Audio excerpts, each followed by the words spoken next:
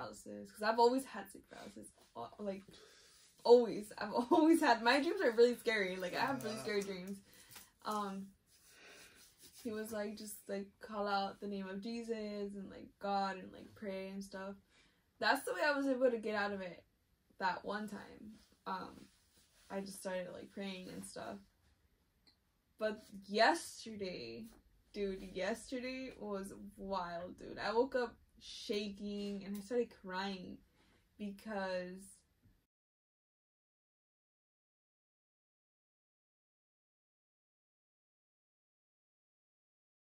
yeah. Alright, what's up everybody? Welcome back to another episode of No Offers. But today, these episodes are a little special because they're not just no offer episodes.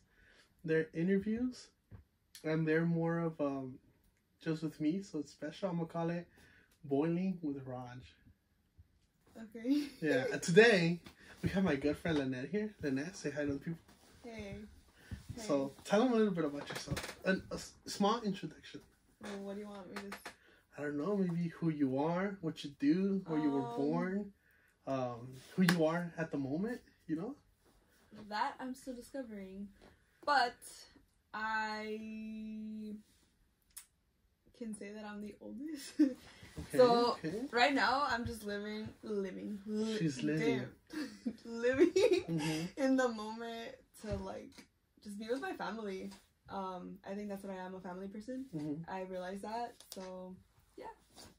I just graduated college. Congratulations. Yes. First gen? Yes. First gen. And now I'm going into physical therapy school. Okay. Was that your major in school?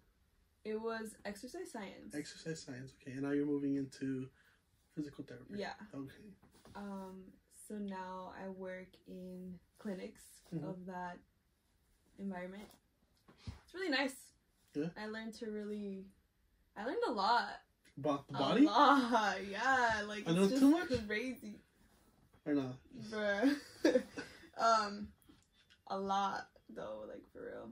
Have you seen any crazy injuries or people with, like, something that, like, you're like, how are you even alive? Actually, not an injury, but I recently had a patient who has, like, a really crazy disease. Like, it's like, wild. So his disease is basically, I'm not gonna say names or anything, but this patient's disease is basically, it targets specific muscles in your body and it weakens them. Oh wow, that's crazy. Yeah, so like, for example, I think he's like in his mid-30s, dude. So pretty young. Yeah, and like, he can't carry stuff because his grip is not good. His triceps are really weak, so he can't like support himself to get up. Yeah, he can't like grab stuff or anything. His hamstrings are really weak, so when he walks, he struggles to walk, and it's just like, I was like, damn, you're so young. And then eventually we can't do anything to prevent it. Right, because it's a disease, right? Yeah, but we can help to strengthen the muscles around those muscles to help. But it's sad to say that eventually he'll end up in a wheelchair at a young age. Wow. But what about, so there's no way of recovering any of those muscles, or? No. I mean, it's just genetic. Does it spread? I don't think so. No? I So think it's just what he has now is what he always had? Yeah. Okay. And they'll just get weaker and weaker. Yeah, it's pretty crazy. Yeah. It's pretty messed up. How's his mindset at the moment from what you were able to like grab? Well, when I started with him, he was very optimistic, and he was just like, this is what I can do and this is what I can't. And I kind of like didn't like showing him the exercises because I was like, damn, like I feel like he's gonna think like you're showing off. Yeah. No. And it's like, no, that's like I just want to help you. And he was just like, no, like I don't think I could do it with that way, but this one. And I was just like, oh, like he's straightforward. He's very flexible, Yeah. And I mean, he's really nice, really cool guy. Yeah. Damn. So how many patients do you usually work with throughout the week?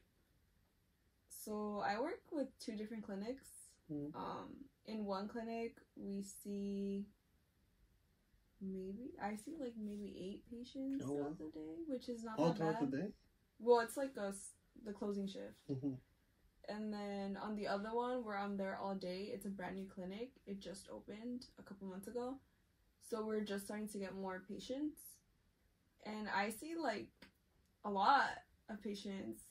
I don't know. Last time I saw like 20 in one day. And it was like double. Like, so they make us do 30 minutes with one patient. So I had 2 patients in 30 minutes. And then the next 30 minutes, another 2 patients. Like, it was just... That sounds pretty hectic. Yeah. Especially because you're getting to meet someone for the first time. So you need to adapt to their mindset, to what they physically can do. Yeah. It's a lot of like just adapting to the situation yourself. It's crazy. How do you manage that? Like just meeting new people and then managing, like, I guess you being you yourself being flexible to what they can and can't do. And not just what they can and can't do, but what they will do or what they won't do. Honestly, I'm really shy myself. Mm-hmm. So I struggle with that, but I try to talk to them about their injury and how it happened. That's how I get them, like, to kind of open up. And after that, I don't want to say they're vulnerable, but they open up. They open up and they'll be serious. Like, they'll be like, you know what, this is too heavy, or I can't do this. And it's like, it's okay, we'll get there, you know? You kind of learn that. But yeah, I always start off with like, so how did this happen? What did you do before your injury? And like, yeah, eventually, it just leads up to that. So from your patients, so the first patient that you spoke about, it was more of prevention, right? Like doing the workout to, I guess, prevent further injuries because he was getting weaker, right? But with most of your patients, what do you say? It's more of like recovery and the build-up? Yeah. Yeah. So a lot of them, it's like, I've seen a lot of like ACL tears. Ooh. That's pretty crazy. I saw a patient recently who just got out of like surgery from repairing that. And that was really like it was a good experience because the first week he was in so much pain and he couldn't really do much. By the second week, he was doing everything way better. And I was like, damn, like, this really helps. This really helps. And it felt nice. I was like, damn, dude, like, I'm proud of you. I'm proud of you. Yeah. Yeah, it's crazy. Yeah, what type of age? You get, like, type of, like, age ranges there? I haven't worked with kids, though. Okay. But I feel like that would be more specialized, right? Yeah, I feel like that'll be in, like, a pediatric area. Let's talk a little bit about you being the oldest and how that was growing up. Was that recording? Yeah. Oh, shit. Hey, Leo. Nah, I'm just kidding. Cut that shit out. You're like, hey, Leo. No. Anyway, about me growing up as the oldest. Yeah, how was that, growing up as the oldest? Because I am also the oldest, but I feel like we had similar upbringing, but also, like, totally different from what you've told me. So how was it growing up and being the oldest in your perspective? As a girl, you mean? As a girl? Not just as a girl, but yeah, I guess. I was basically a mom at a really young age. Yeah. Teen mom. Honestly. No, you not were like a kid mom. Yeah, kid mom. What you mean teen mom? She was at 7 years old. She was like, dale vuelta a los frijoles. Pinche lavando mano and shit. Torteando. I'm dead. You got a little apron on and everything. I'm dead. No, I did. At 7 years old, my first sibling was born, which was my sister, Leslie. I feel like that's why when we kind of grew up, we had a lot of, like, bumping of heads. And like, I'm your mom. Yeah, and she's like, you're not my mom. And I was like, well, I am. Yeah. You know? But growing up as a 7-year-old and having to help my mom, who was a single mom at that time, raise a kid was really hard. Yeah, she had my grandma and stuff. However, my grandma worked as well. So it was really hard. Like, I want to say I had a good childhood, but I also had that responsibility at a really young age. And a lot of people don't know that, especially in my family. Like, my dad, he doesn't know that, and it's crazy. Because one day I mentioned it and they were like, we didn't know that. And I was like, well, yeah. While you guys were enjoying over here, I was over there taking care of my sister. Because, I mean, like, I feel like it's not, I don't know, because I feel like it's hard to show that. Yeah. Like, you know, like, I did all this when I was a kid and growing up. Because, like, they caught me off guard when you said that, too. Really? Yeah. Yeah, it's crazy. I feel like it's so normal to me, though.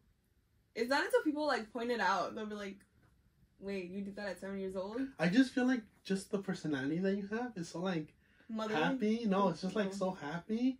And, like, I can't, like, it's not that you hide it, but we can't really see past, like, the smile. You know what I mean? Yeah, I get that a lot. Yeah? I have a lot of secrets. Nah, just kidding. But yeah. Stay tuned to know the secrets. No. There's some good secrets in there. But, yeah. And then after that, I had my other sister, but I didn't really grow up with her because she's from my dad's side. And then I had my other sister from my dad's side. And then I have Miss Amanda Panda, which she's gonna Miss be 2. Terrible Twos. She's gonna be 2 this month. I kind of got to enjoy her more. Because, obviously, I'm 22. I was 20 when she was born. Okay, so you were older. Yeah, like, yeah. I got to enjoy her a lot. I did babysit her a lot, though, for my mom. So, there's another... I was a mom again. How was it, though, being, let's say, 15 and having, like, a 7-year-old? It was hard. I'm telling you, we would bump, like, heads so bad. I feel like it was just me in my rebelde years. You like to call them rebelde years.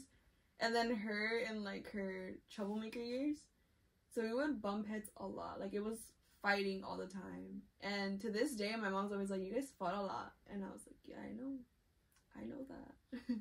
It was horrible. And how was it from, like, now that you say, okay, so then you were 20, and now she's in her rebelde years, and now you have another newborn. It's better. How was that?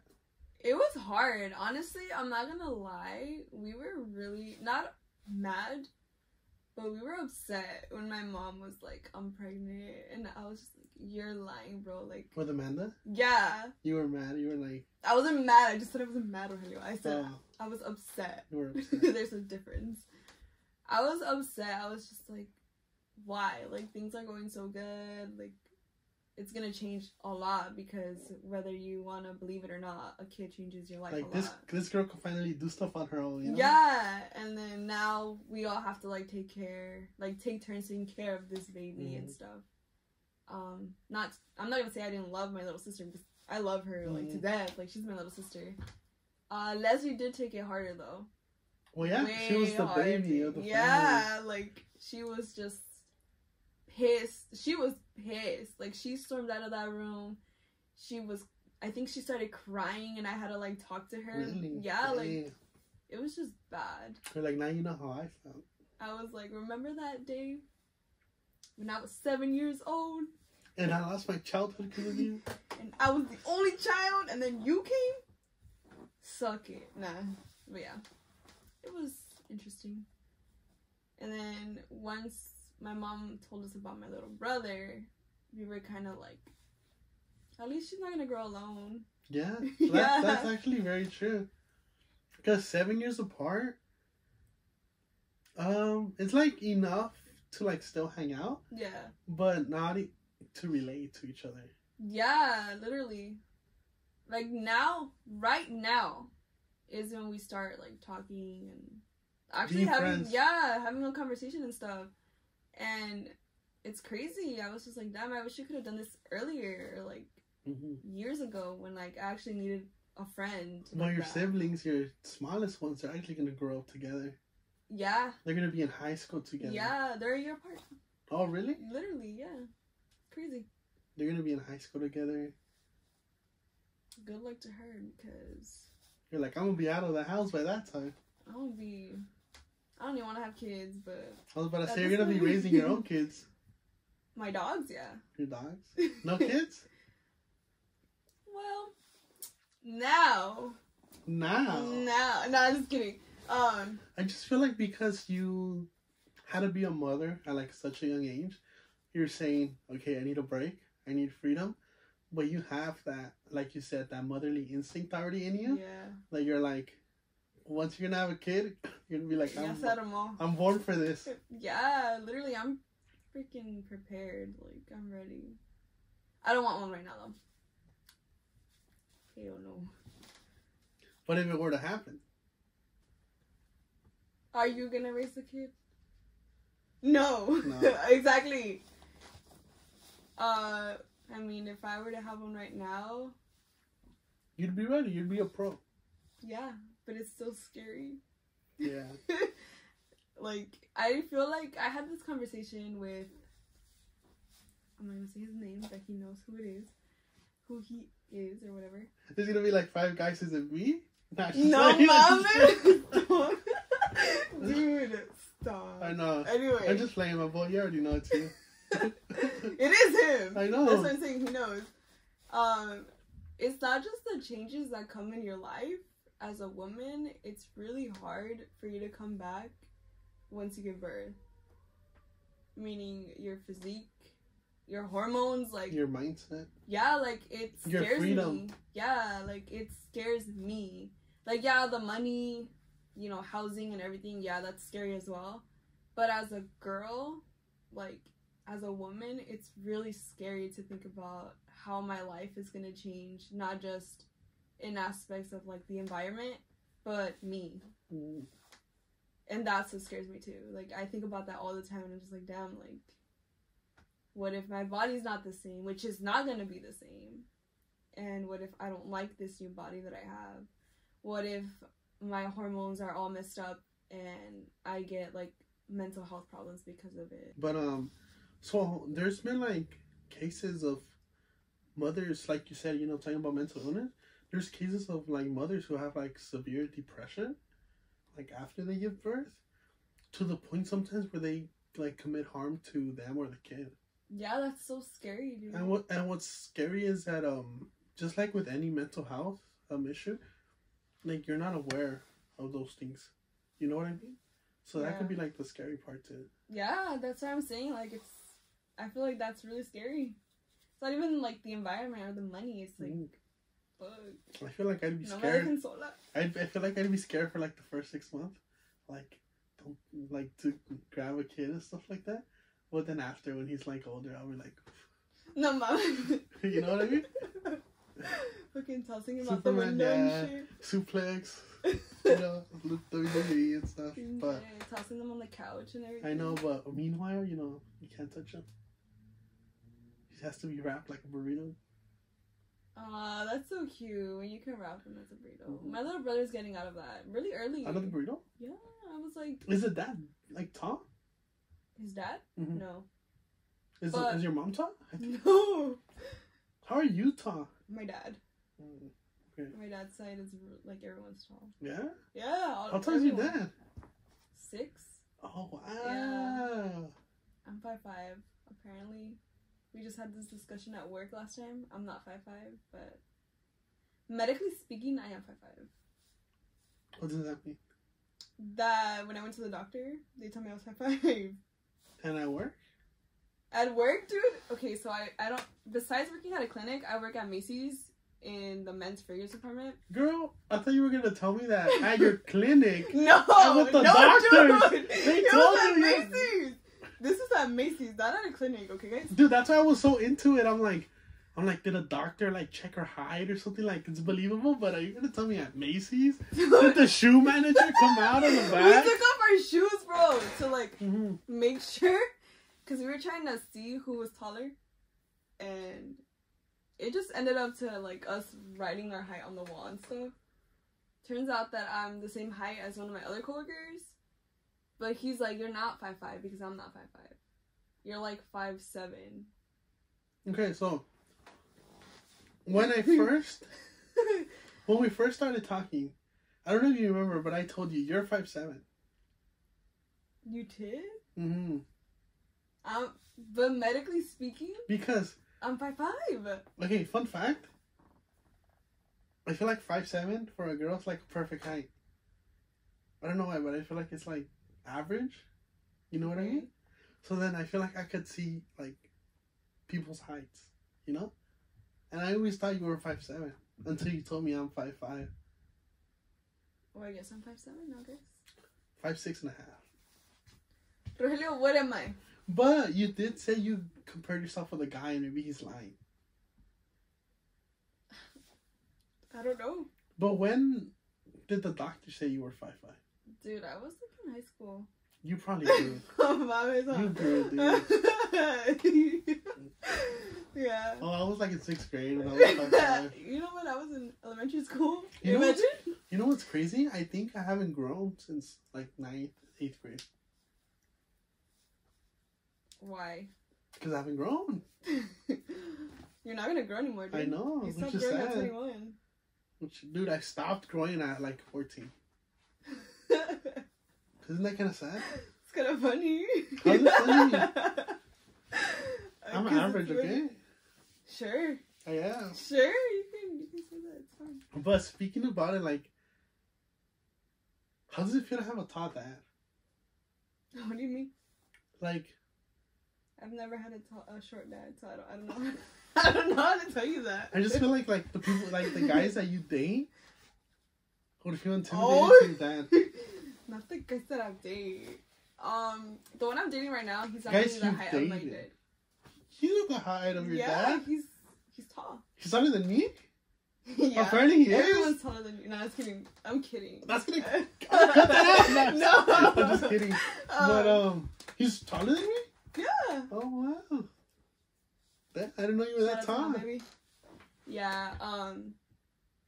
But the guys that I've dated are like 5'9", 5'10". Oh, what? Yeah. I thought they were like 5'5". No. Unless they lie. They were always a little taller than me. By a little bit. Oh. So now at least I can wear my platforms and my heels without having to... I think it's because I was averaging her old height when she was like, well, I'm 5'5", and they're like an inch taller than me. But you were probably 5'7" when they were. Probably. 5'9". Shut up. Tell them what you think about short kings. What do I think about short kings? Tell them what you think about short kings. What do I think about short kings? Last time you're like, oh, if you're short, you're not even a king. Facts. Nah, I'm just kidding. I'm kidding, y'all. But I'm not kidding. I don't know. Like, I don't see myself dating someone shorter than me. There's nothing I could do about that. Oh, yes. You like what you like, right? I mean, everyone has something that they like, right? Yeah, I guess so. Exactly. So I'm not gonna say I'm discriminating. Like, you can be really handsome and like be short. Yeah, there's a lot of short, handsome How people. you say to each their own. To each their own. Yeah, there you go. But I guess going back now, you know, we talked a little bit about how you grew up, you know, being the oldest and stuff like that. Like, I feel like you've always had like a lot of responsibilities. Yeah. How did you not know that I was in cheer? I never paid attention to other people, just to myself. Dude. Actually, I've been in cheer since middle school, so. Since middle school. How many years? 6 years? Yeah. And she says she's a real cheerleader that competes. Not like the fake cheerleaders that just dance. No. I never said Quote that. unquote. Lynette 2022. Shut the... I never said that. I said cheer is a sport. Mm-hmm. But exactly. people do say that cheerleaders that cheer is not a sport. And I kind of understand that. Only the ones that compete. Competitive cheer is a sport, though. And I prefer competitive cheer. I'm not gonna lie. Mm-hmm. It's just fun, and like the adrenaline is just amazing. So what's the key difference besides, of course, you know, competing? What do you mean? Like how would I say? Yeah, like key difference of so like there's still like dances in both of them. There's cadences, things like that. What would be the main difference of cheering for cheering or cheering to compete with other cheer squads? I feel like cheering for cheering is cheering for cheering.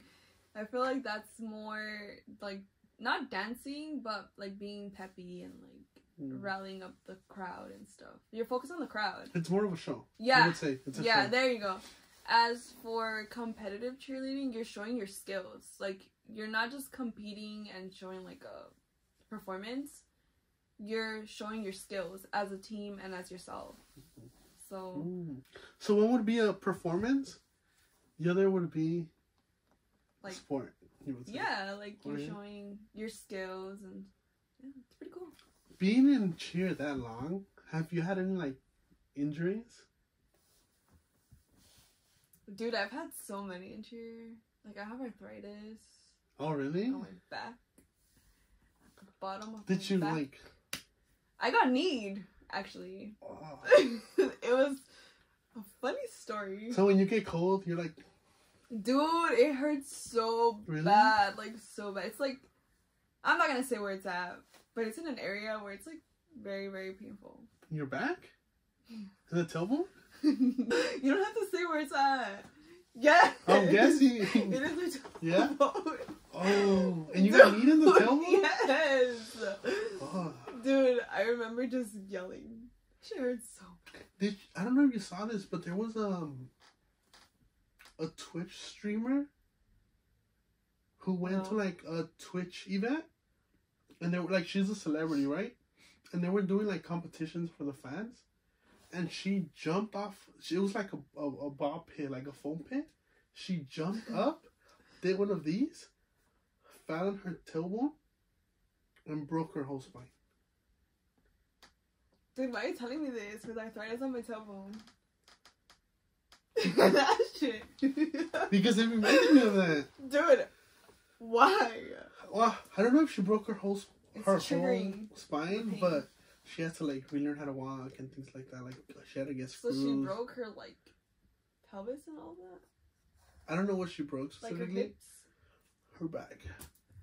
Oh, dude, hell no. If that shit hurt me so bad, dude. I got kneed, like, hard. By your teammate or a different team? It was my teammate, but he was trying to catch me. That's why.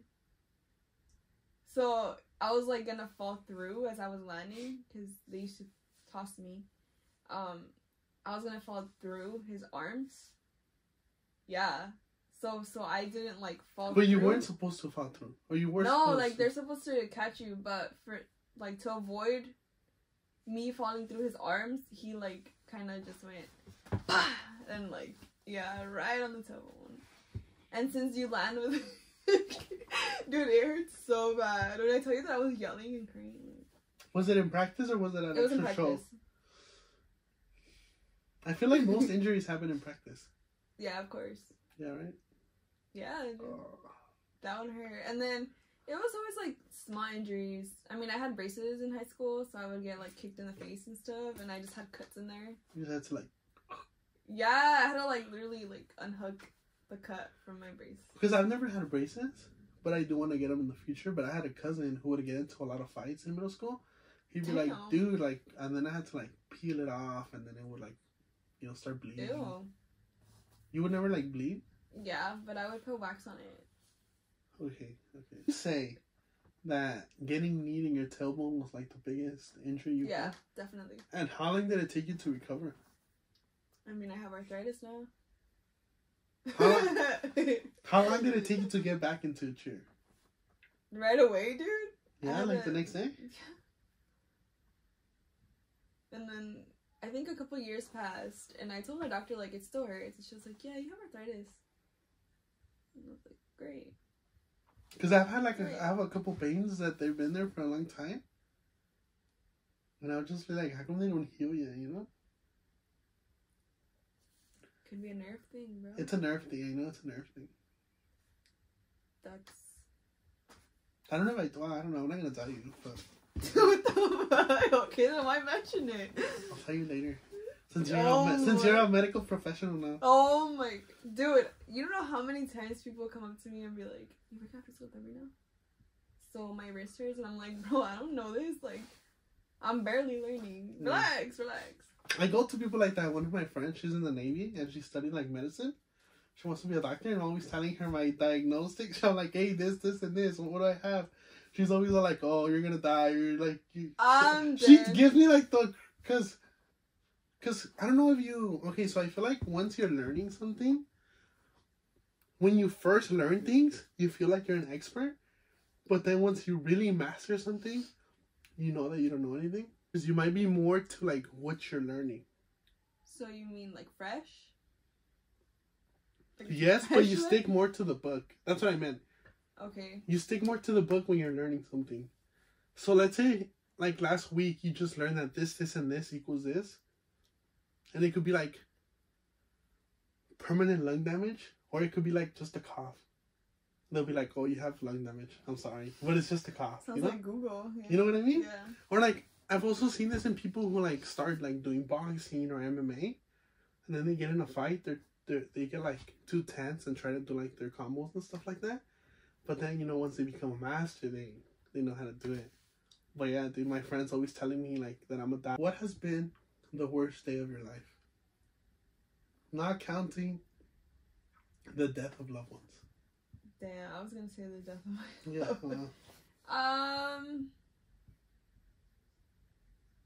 That one is actually super, super, super personal, actually. Really?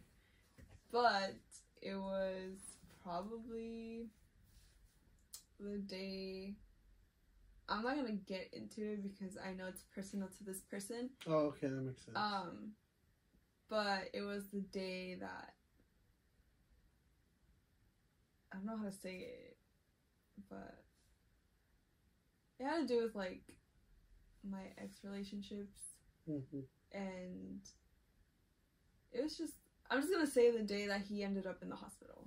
That's where I'm gonna leave it as. I think that was the worst day of my life. Like, I would say that. Oh, wow. Definitely. It was an eye-opener. It was a different experience.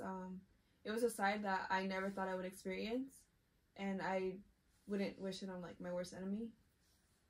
Yeah. That would be the worst. I feel like hospital visits are always well, it wasn't bad, like, you know what I mean? It wasn't the type of visit that you would expect.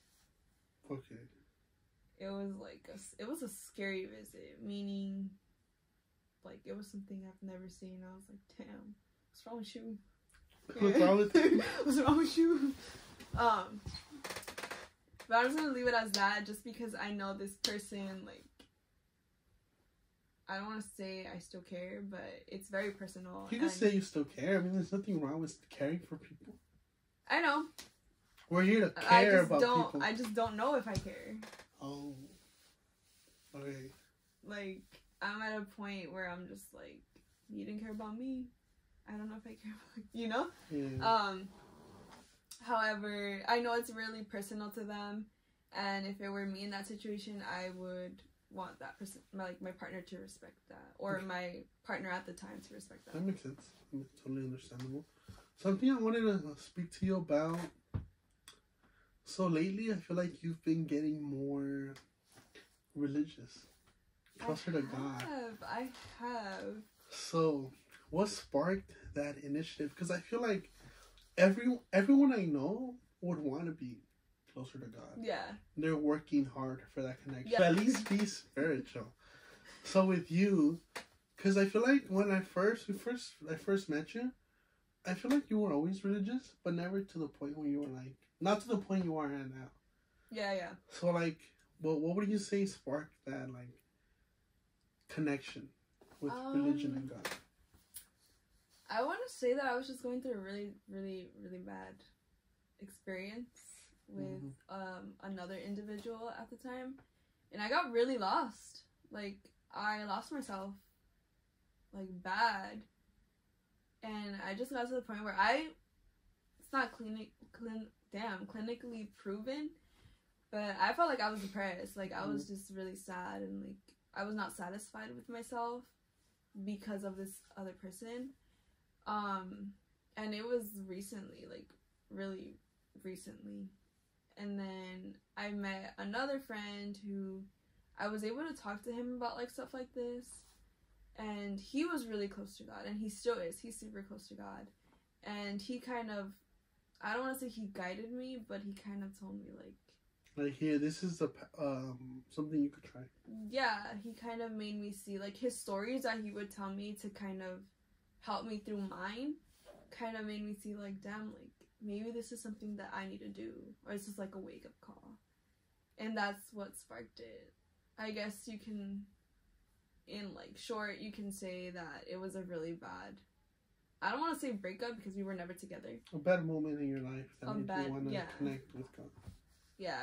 And but I feel like those are the ones that hurt the most. When they're not official breakups, but they hurt a lot. I'm not gonna lie. Isn't that a song? Like, is it? I feel like, okay, I don't know how it goes because I think I get it confused with another song, but it's in Spanish. But I think in English it's like, today's the end of something that never even started.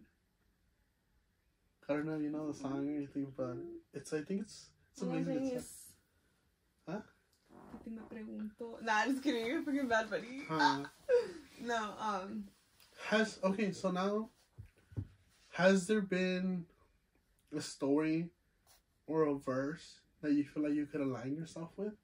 Yeah, actually, there's a verse in the Bible. I actually have a crazy story about this one. Okay. So I have been looking, you know how some people on Instagram, they put like on their bios like verses and stuff? I've been looking at something to put on my bio because I don't know what to put on it, and it's just like they're blank. And I recently started reading the Bible to understand it more and stuff. And this friend Old Testament? New Testament? The new one right now. New Testament, okay.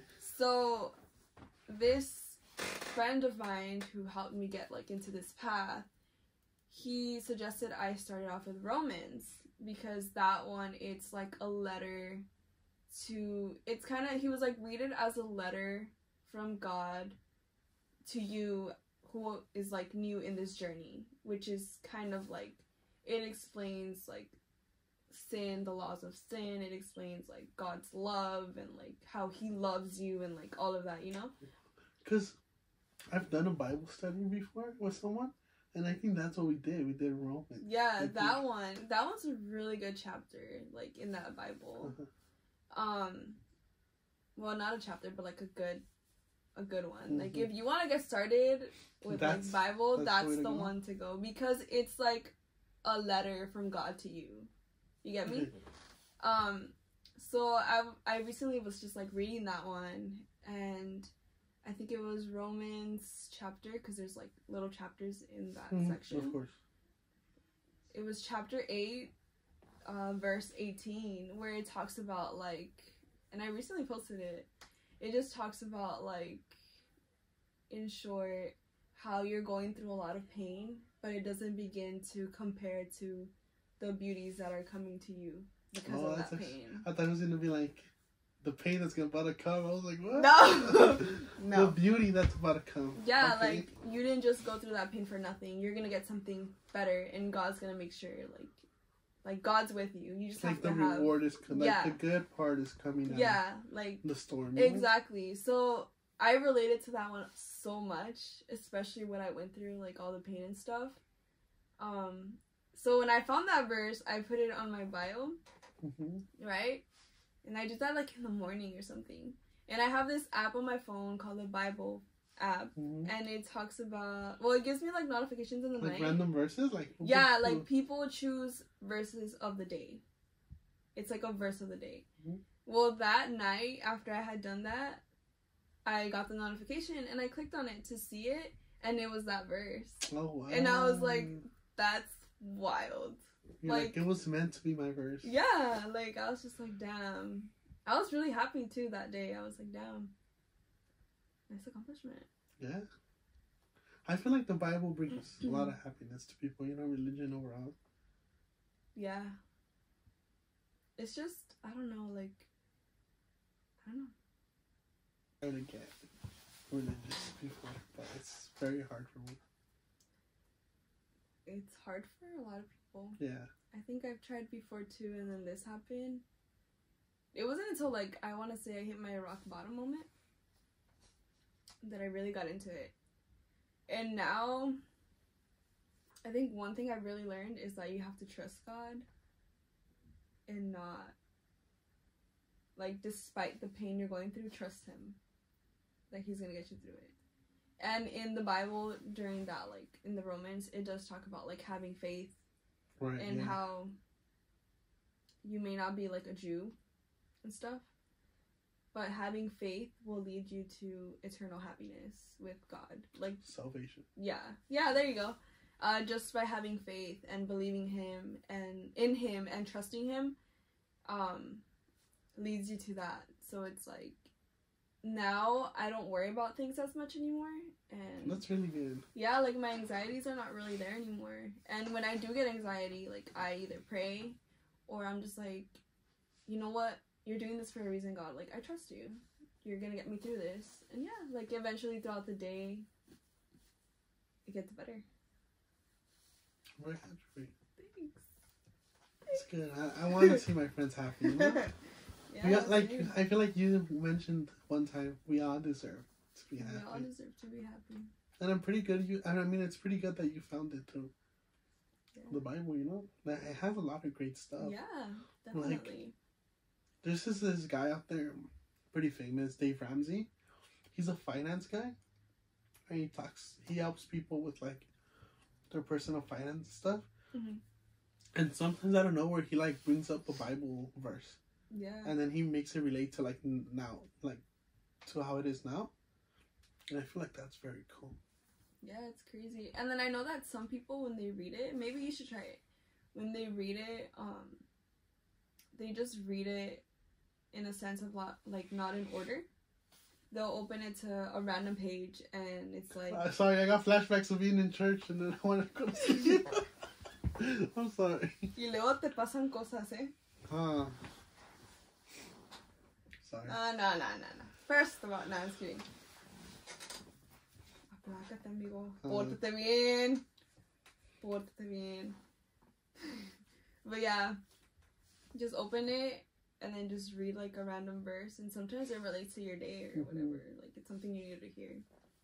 That's just pretty crazy. I feel like the Bible was meant to be super relatable. Yeah, dude.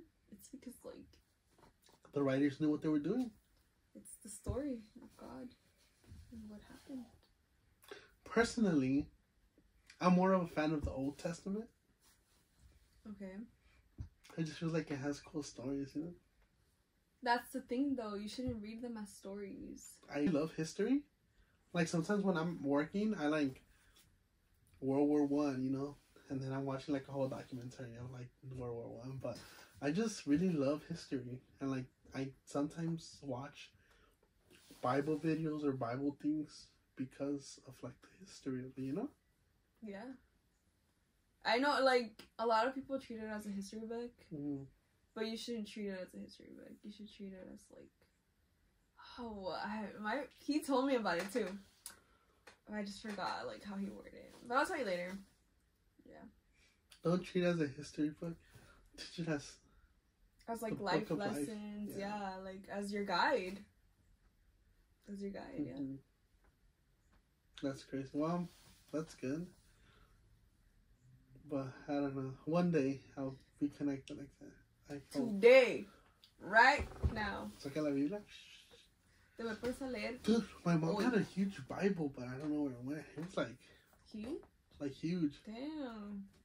That's wild. I don't know where it went, though, but yeah, hopefully one day I connect like that, but I don't know. I feel like even at my lowest, I haven't been able to connect. I wouldn't know. Trust God. Trust God? Trust God. And spread love, guys. That's all we gotta do. Do not spread pain because you're in pain. Spread love. Spread love, guys. Message of the day, spread love. Please. But you saying that you were like rock bottom because of a situationship? Because of an asshole. Because of an asshole.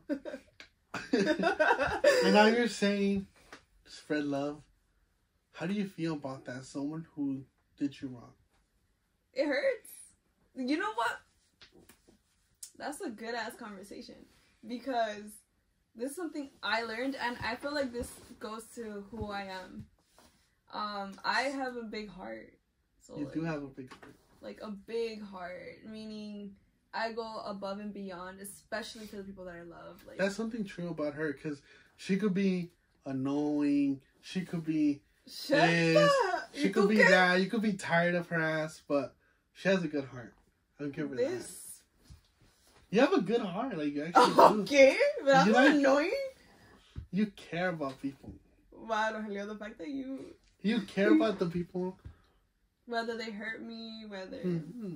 I'm the type of person that even though you hurt me, even though you hurt me, like if you need my help, I'm willing to put things aside to help you and get. You go above and beyond. Like that's. I don't know. I feel like you're someone who people should like cherish in their lives because of that. Not a lot of people go above and beyond. That like, I actually like that because there's a lot of people nowadays where it's like, you did me dirty, I don't care if you need my help, like, you know, and it's like, no, like you shouldn't be like that. So what would happen if he were to need your help? May God be not kidding. May God give me the strength because I feel like I would say no. Oh wow, really? I feel like you would say yes. I feel like I would say no. Really? I think I have been fed up. Mm-hmm. And you do reach a limit. But yeah, where were we going with this? You said that's a good story, and then you were gonna talk about. I know, but what was the question? Oh, dude. Because you were talking about spreading love, and then I'm telling you, like, how I got hurt and how that. Okay, hurt.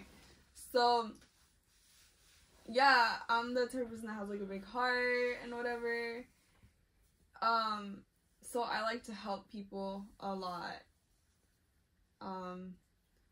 But one thing that I was really struggling with was, like, I hate being used. And, like, I think all of us hate being used, especially if we're going, like, above and beyond for people. Like, why are you gonna do me like that, you know?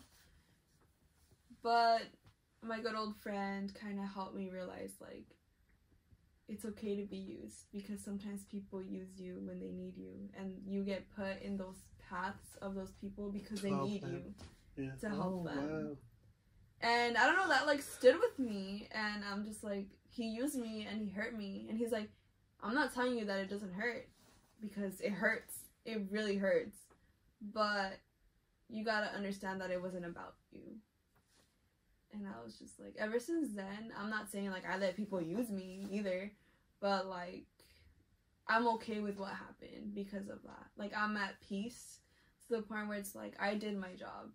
Maybe God put me in your path because he knew you needed. Like, I gave you my all, I gave you my best, and at the end of the day, you used me, but I feel like if you needed me, I was there for you no matter what, right?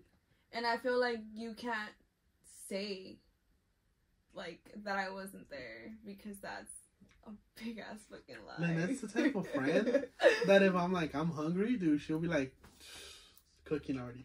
Dude, I'll be like, all you gotta do is like think that shit. I'll be like, sauce. What do you want? What do you want me to make? Yeah?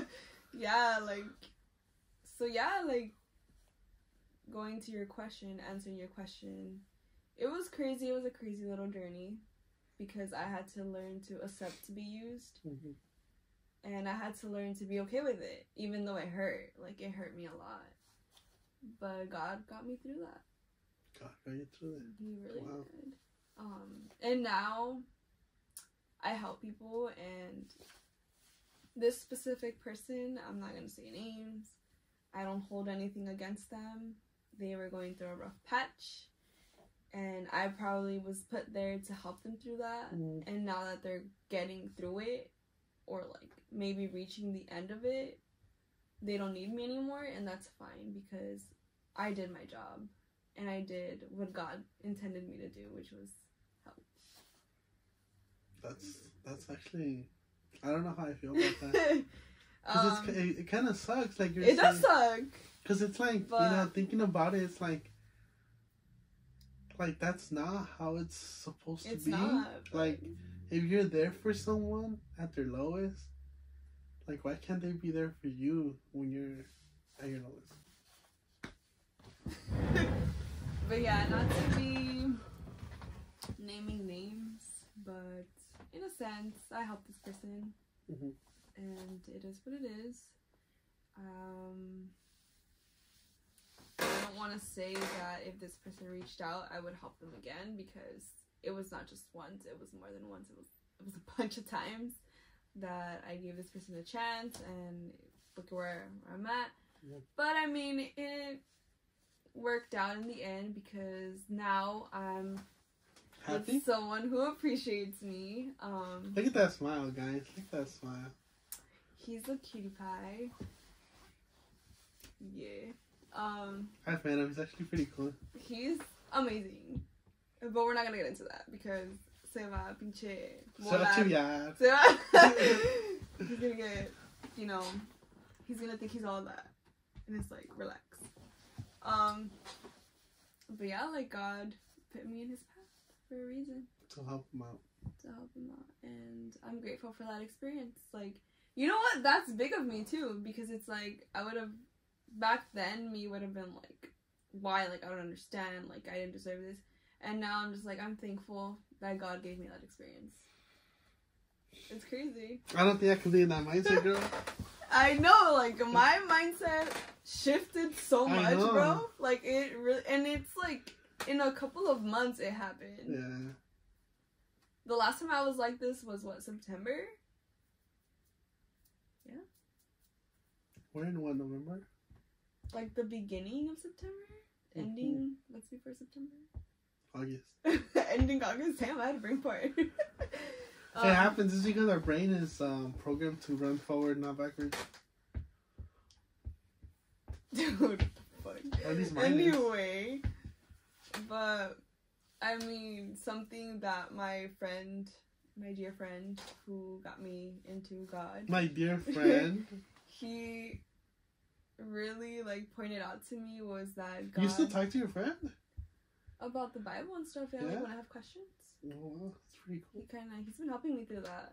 Because I know the Bible can be really hard to... Not hard, but, like, it has, like, the wording and stuff. And it's like... You think it's an audiobook or something like that? I'm pretty sure. If any audiobook company out there wants to sponsor me, I'll have you guys, like, right here. First of all, are you talking about the Bible audio? Uh-huh. Boy, you don't even read it. Didn't you just say you did it? I know, but if I get sponsored by an audible company, I mean, you guys could be right here. No. Anyway. Well, he kind of told me that, like, God is in someone in a certain way, and that's God's way in me, like, spreading love, being so generous and kind, and, like, having a big heart, because even though, like, when Jesus was crucified and stuff, like, he forgave everyone, and he still prayed for everyone in pain. Like, he was asking his Father, like, please forgive them, like, so he's like, that's his way in you. And I was just like, damn, like, that's crazy. Forgive others. Spread love, y'all. Spread love and forgive others. Spread love. That should be the quote of the year. Spread love. So, now let's talk about something a little bit more happy, you know? I mean, so I don't mind talking about that all day. How was seeing the love of your life live? Oh, you're talking about Bad Bunny? Yeah. Dude, that concert was amazing. Puro perreando ahí. Really? I bet, dude. I was singing, bro. Like, I have the videos, and you can hear me singing. That's why I have not posted anything about it, because I sound so horrible, dude. My voice cracked so many times. Like, I felt like, I don't know if it's my vocal cords. Mm-hmm. That shit hurt. But I was still there. At some point, I was just like, he looked at me. So, the main reason why I wanted to go is because I had... tell me if I'm wrong. You're wrong. Okay, it's over, guys. No. So, I really wanted to know. Oh, no. So, in my head, I visioned a club scenario. You know what? But was it or was it not? Because I don't think it was. Looking at, like, other people's videos, it was just a concert. Did you imagine, like, a rave or what? No, I imagined, like, a club.